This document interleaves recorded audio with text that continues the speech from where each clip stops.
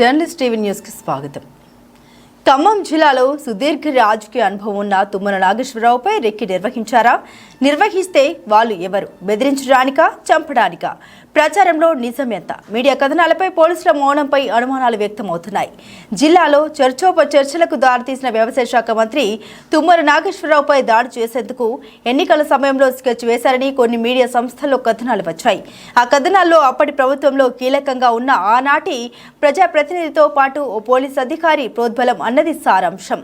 కానీ ప్రభుత్వం ఏర్పడి 4 నెలలు కావస్తున్న తరుణంలో మంత్రి తుమ్మలపై దాడికి స్కెచ్ వేస్తే పోలీస్ శాఖ ఏం చేస్తుందన్న విమర్శలు వ్యక్తమవుతున్నాయి.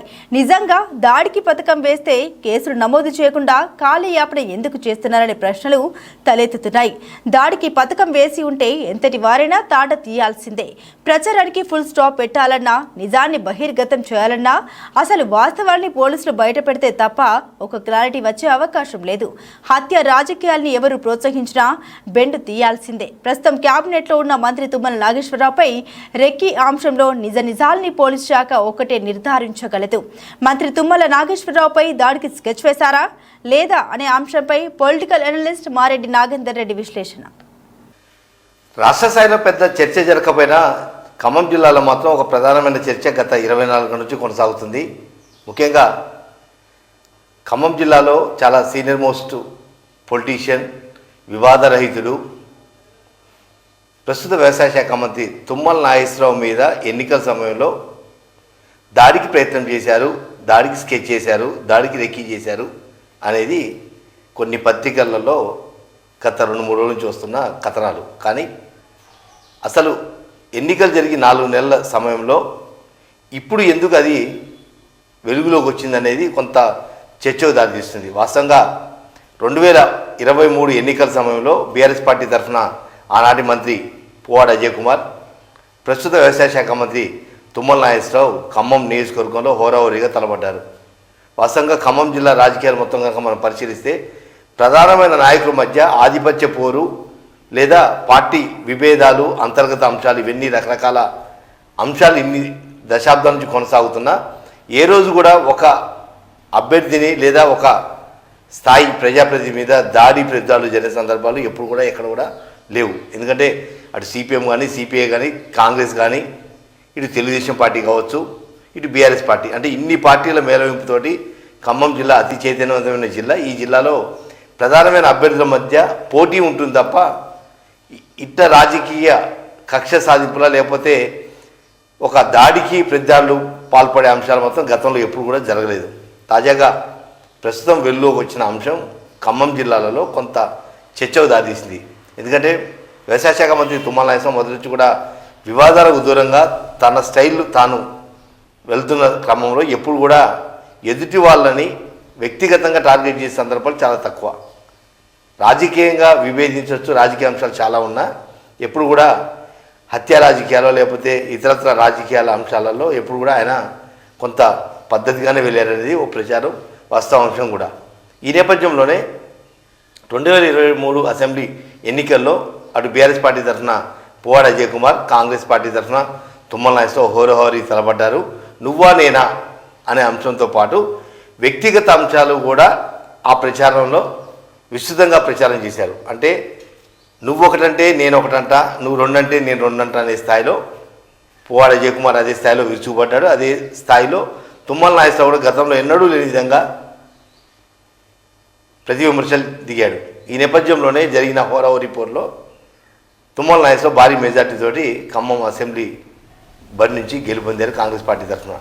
అయితే 2023 ఎన్నికల సమయంలో ఖమ్మం పట్టణంలో ప్రచారం జరుగుతున్న సందర్భంలో తుమ్మల నాగేశ్వరరావుని అటాక్ చేయాలని ఒక మాజీ పోలీస్ అధికారి, ఆనాటి ప్రజాప్రతినిధి అంటే పువ్వాడ అజయ్ కుమార్, కొంతమంది వ్యక్తులతోటి ఒక కుట్ర పన్నారు అనేది మీడియాలో వస్తున్న అంశం. వాస్తవంగా ఫోన్ ట్యాపింగ్ వ్యవహారం, ఇటు తుమ్మల నాగేశ్వరరావు మీద దాడా లేదా హత్యా ప్రయత్నమా లేకపోతే ఏదైతే దాడులు చేయాలని ఒక ప్లాన్ చేశారు, ఇవన్నీ కూడా రాజకీయ కోణమా లేదా వ్యక్తిగత అంశమా అనేది కొంత ఇబ్బందికరమైన చర్చ మాత్రం కొనసాగుతుంది. ఎందుకంటే తుమ్మల నాగేశ్వరరావు ఎప్పుడు వివాదాల జోలికి పోని వ్యక్తిని ఎందుకు టార్గెట్ చేస్తారనేది ఒక చర్చ కూడా కొనసాగుతుంది.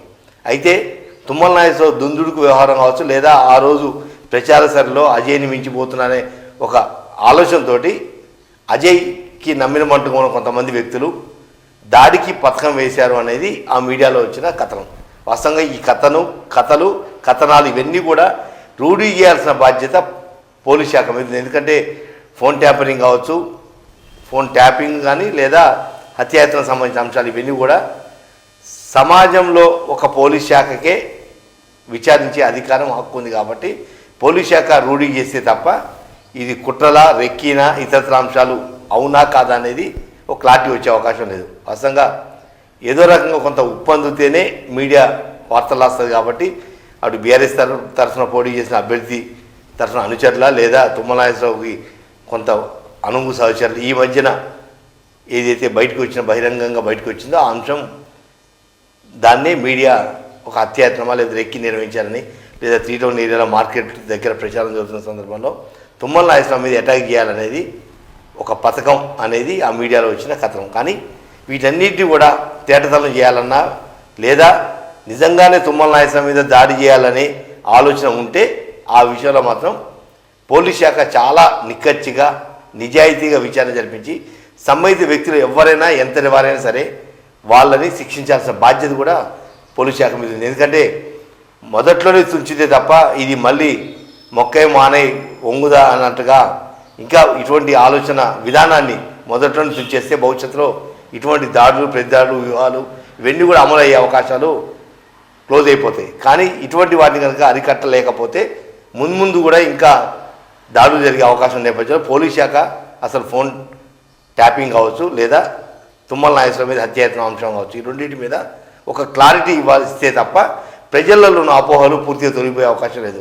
ఇప్పటికైనా జిల్లా అధికార యంత్రాంగం పూర్తి స్థాయిలో ఈ 2 విషయాలలో ఒక అసలు ఫోన్ ట్యాపింగ్ జరిగిందా జరగలేదా, ఖమ్మం జిల్లాలో నేలకొండపల్లి అడ్డాగా జరిగిందనేది ఒక మీడియాలో వస్తున్న కథనాలని నిజమా కాదా, ఎందుకంటే ఈ అనుమానం కాస్త విపరీత ధోరణులు పోయే అవకాశం ఉన్న నేపథ్యంలో పోలీస్ శాఖనే ఆ విషయంలో చాలా క్లారిటీ ఇవ్వాల్సిన బాధ్యత ఉంది. దాంతోపాటుగా ప్రస్తుత వ్యవసాయ శాఖ మంత్రి తుమ్మల నాగేశ్వరరావు మీద నిజంగానే దాడికి పాల్పడటానికి స్కెచ్ చేసి ఉంటే ఆ విషయంలో కూడా విచారణ జరిపించి సంబంధిత వ్యక్తుల మీద ఎంతటి వారైనా సరే వాళ్ళని శిక్షించాల్సిన బాధ్యత కూడా ఉంది.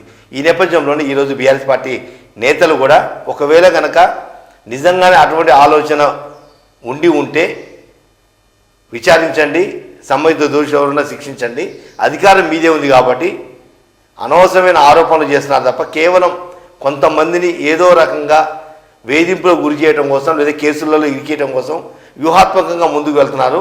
కానీ వాస్తవ అంశాలు ఏదైతే ఉన్నాయో ఆ అంశాలన్నీ కూడా విచారించే హక్కు అధికారం కాంగ్రెస్ పార్టీకి ఉంది. కాబట్టి కాంగ్రెస్ ప్రభుత్వం వెంటనే తుమ్మల నాగేశ్వరరావు మీద జరపాలనుకున్న దాడా హత్యాయత్నం ఏదైనా కానీ ఆ అంశాలన్నింటినీ కూడా పూర్తి స్థాయిలో విచారణ జరిపించి దోషులు శిక్ష పడాల్సిందే అని కూడా ఈరోజు బీఆర్ఎస్ పార్టీ నేతలు మీడియా సమావేశాలు పేర్కొన్నారు. అంటే మొత్తం మీద ఇది చిలికి గాలివాన కాకుండా ఉండాలంటే మాత్రం వాస్తవ అంశాలు బయటికి తేలాలంటే పోలీస్ శాఖనే నిర్దిష్టమైన విచారణ జరిపించి సంబంధిత వ్యక్తులకు దానికి సంబంధించి కనుక సంబంధం ఉంటే శిక్షించాల్సిన బాధ్యత కూడా పోలీస్ శాఖే. కాబట్టి పోలీస్ శాఖ ఫోన్ ట్యాపింగ్ విషయం కావచ్చు లేదా ఇటు తుమ్మల మీద దాడి యత్నం ఆలోచన వీటన్నిటి కూడా కొంత క్లారిటీ పోలీస్ శాఖ ఇస్తే ప్రజలలో ఉన్న ఒక గందరగోళానికి తెరపడే అవకాశం ఉంది.